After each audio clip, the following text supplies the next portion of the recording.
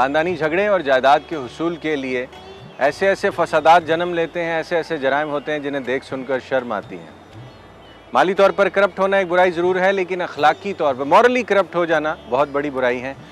बुराई चंद लोग करते हैं लेकिन बदनाम पूरा समाज हुआ करता है। हमारे साथ भी ऐसा ही हुआ। पाकिस्तानी मुआशरा ऐसा हरगिज़ नहीं है जिसमें तमाम बुराइयाँ मौजूद हैं। ना ही हम वो कौम है जिनमें तरक्की करने का पोटेंशियल नहीं, बल्कि चंद लोगों की गलतियों का, बुराइयों का खमियाजा पूरी कौम को भुगतना पड़ता है। आज जिन हक़ाइक़ को रिपोर्ट करने जा रहे हैं ये ख़ास से तल्ख़ हैं, लेकिन ये हकीकतें हैं। तफसीलात क्या हैं जानने के लिए सच के सफ़र में मेरे साथ रहिएगा। सारिम बर्नी ट्रस्ट कराची में मेरी अगली मुलाकात है गजाला बेगम से। गजाला बेगम कौन है, कहाँ से आई और कहाँ को जाएगी, इसी से पूछते हैं। ये कि मैं शादी कर हैदराबाद गई थी। मुझे मेरी नानी नाना ने पाला है। अम्मी का इंतकाल हो गया था और अब्बू ने मेरे दूसरी शादी कर ली थी, तो मुझे मेरी नानी नाना ने पाला है। उसके बाद फिर ताया के घर में मेरी बात थी, तो ताया के घर शादी कर दी। बच्चे कितने हैं? बेटी मेरी सिर्फ एक है। तो जब मेरी बेटी 1.5 साल की थी तो मेरी अलहदगी हो गई थी। उस ज़बरदस्ती मेरी तलाक की कराई गई थी। मेरी कनपट्टी पे पिस्तौल रखवा कर कि ये घर वर ये वो हम इसे मार देंगे, तो मेरे शौहर ने डर के मारे बुज़दिली में तलाक दे दी। किसने कनपट्टी पे? किसकी? मेरे जेठ ने मेरी कनपट्टी पे पिस्तौल रखकर मुझे तलाक दिलवा दी, और मतलब ज़बरदस्ती तलाक दिलवाई कि अगर ये यहाँ से नहीं जाएगी या तुमने इससे तलाक नहीं दी तो हम जो है कि इसको मार देंगे, तलाक देनी पड़ेगी। और तलाक देने का मुहर्रिक क्या था? मुहर्रिक ये था कि घर का जायदाद, घर का पैसा। वो मुझे ये समझते थे कि मैं इनके घर में आ गई हूँ तो इनकी जायदाद पे कब्जा कर लूंगी। भाई कहता था बड़ा भाई मेरा घर है, बहन कहती थी शादीशुदा ये मेरा घर है। इस तरह ये झगड़े चल रहे थे आपस में। तो मियां साहब ने आपको डर के जी, उन्होंने मुझे ना डर के मारे कभी आपने कोई फतवा लिया या किसी जज मैंने साहब के फतवा लिया। सामने? क्योंकि ऐसे तलाक तो होती नहीं है जहाँ तक मेरे हस्बैंड जगह जगह भागे, फतवा लिया, सब कुछ किया। वहाँ पर गए कि ना ऐसी ऐसी बात है। सब ने कहा, चाहे उन्होंने फतवे में ये कहा चाहे गुस्से में दी जाए, ये कुछ भी हो, तलाक तलाक होती, तलाक हो गई।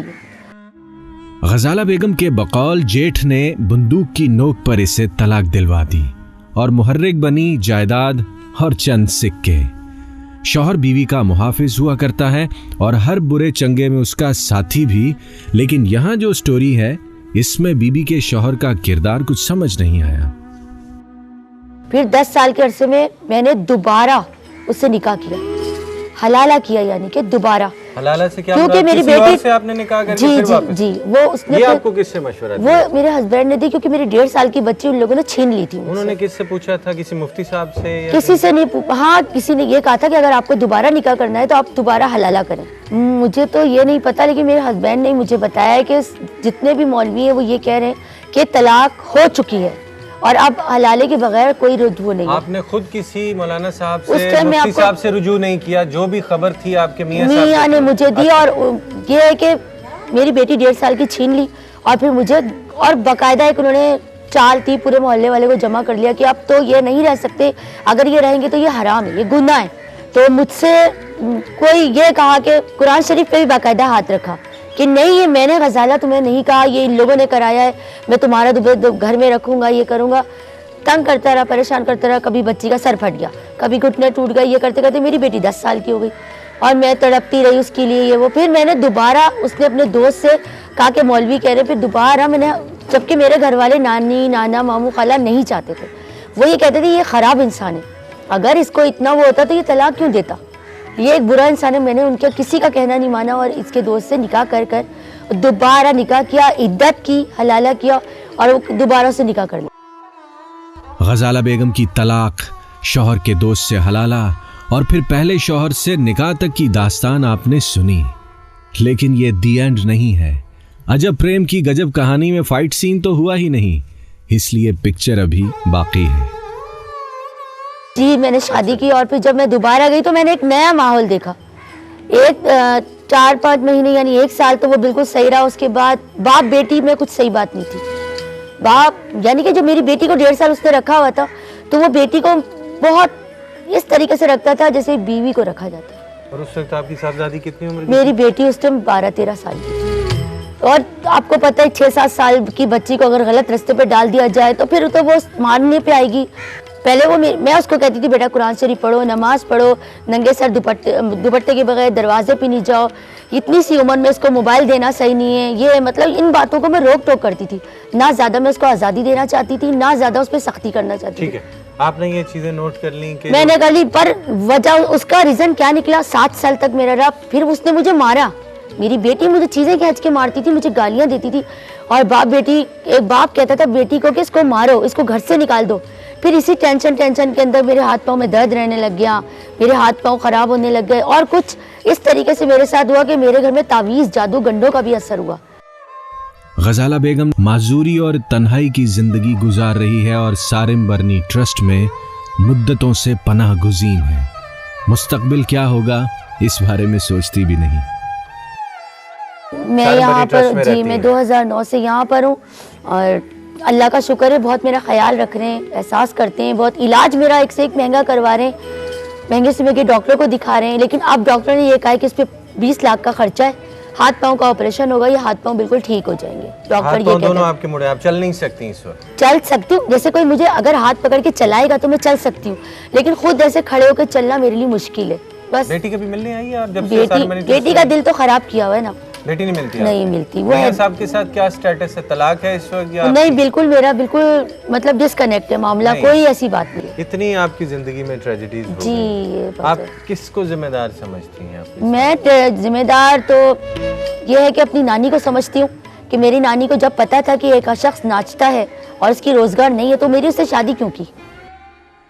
गजाला बेगम से मुलाकात के बाद मुझे मिलना है आलिया सारिम से, जो ट्रस्ट के इंतज़ामी उमूर देखती हैं और यहाँ रहने वाली ख़वातीन और बच्चों की मुश्किलात और ज़रूरियात पर नज़र भी रखती हैं। यहाँ इदारे में क्या हो रहा है पूछते हैं।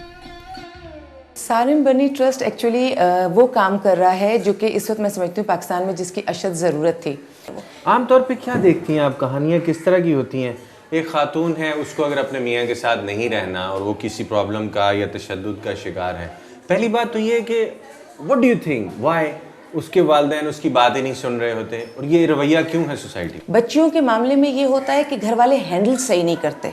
इनमें से बेशतर बच्चियां जिनके घर वाले मुझे बताते हैं कि ये बहुत परेशान करती थी, या हमारी सुनती नहीं थी, या बहुत सारी बुराइयां करते हैं, ज़बान चलाती थी, मेरे पास आने के बाद वो बच्चियां वो सब कुछ नहीं कर रही होती, या इतना कम होता जाता है ये कि मैं उसको बर्दाश्त कर पाती हूँ, और एक वक्त वो आ जाता है कि वो मेरी मर्ज़ी के मुताबिक काम करना शुरू कर देती हैं।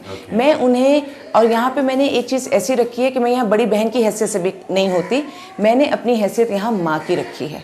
ज़रूरी नहीं होता इदारा बने, इदारा बहुत देर की बात होती है बनना। मैंने बहुत देर में एक इदारा कायम किया, मैं बगैर इदारे के बड़े अरसे काम करता रहूँ, लोगों के सामने आता रहूँ, और फिर मैंने जब सोचा कि हाँ अब मैं इस कदर वो फैला चुका हूँ इस चीज़ों को कि अब इदारे की ज़रूरत है, फिर मैंने इदारा कायम किया। तो हमारे यहाँ जो मुश्किल जो मैं देख रहा हूँ, परेशानी जो मैं देख रहा हूँ, हर आदमी सवाब देख रहा है कि मस्जिद बना दो, कोई आदमी सवाब ये नहीं देख रहा कि नमाजी बनाए जाएं। मैं जो काम कर रहा हूँ, मैं ये कह रहा हूँ कि हम लोगों को इंसान बनाएं, हम लोगों को सिर्फ फैसिलिटेट कर दें, या लोगों को सिर्फ ये बोलें इसके साथ जुल्म हो गया, इसके साथ ज़्यादती हो गई, ये बहुत खुश है, उससे कोई भी चेंज नहीं आएगा। चेंज तभी आएगा जब आप अमली तौर पे कोई अमल करते हैं। तो वो मस्जिदें ज़रूर बननी चाहिए, लेकिन पहले जो बन चुकी हैं उनके नमाजी हो जाने चाहिए, फिर आगे मस्जिदें बननी चाहिए। इसी दौरान 2 बच्चियों से मेरी मुलाकात हो गई जो आज घर जा रही हैं। मुश्किलात क्या थीं कि इन कम उम्र बेटियों को एक पनाहगाह की ज़रूरत पेश आई, और ज़िंदगी के दीगर मामलात क्या रहे, इन्हीं से पूछते हैं। तो यहाँ सारिम बरनी ट्रस्ट में कैसे आई, कब आई? ये हमारे हालात ख़राब हो गए थे, कर्जा चढ़ गया था, इसलिए अम्मी खुदकुशी करने जा रही थी, तो फिर हम लोग इधर आ गए। खुदकुशी अम्मी करने जा रही थी? जी। तो अब्बा कहाँ हैं आपके? अब्बा फौत हो चुके हैं। तो और भाई बहन चचा मामू कहाँ हैं? एक छोटे भाई हैं, एक ये बहन है मेरी। तो अब अम्मी आपकी कहाँ हैं? अम्मी अभी उधर ही कराची में। तो उनके पास कौन है? उनके पास कोई मेरे भाई होगा छोटा। तो अभी कर्जे का क्या हुआ? अभी कुछ नहीं, मम्मी काम करेंगी तो कर्जा उतारेंगी। यहाँ कितना अरसा आप रुकी हैं? यहाँ पर अभी हम लोग को 20-30 दिन हो गए। अम्मी लेने आएंगी अभी? तो यहाँ कैसा वक्त गुजरा आपका? अच्छा गुजरा। आप छोटी हैं, इनकी छोटी बहन है? ये जो वाकया बता रही हैं, थोड़ा सा आप खुद बताइए, ये क्या हुआ था, ऐसी क्या मजबूरी थी कि अम्मा अपनी जान लेने चली गई? मुझे कुछ नहीं पता।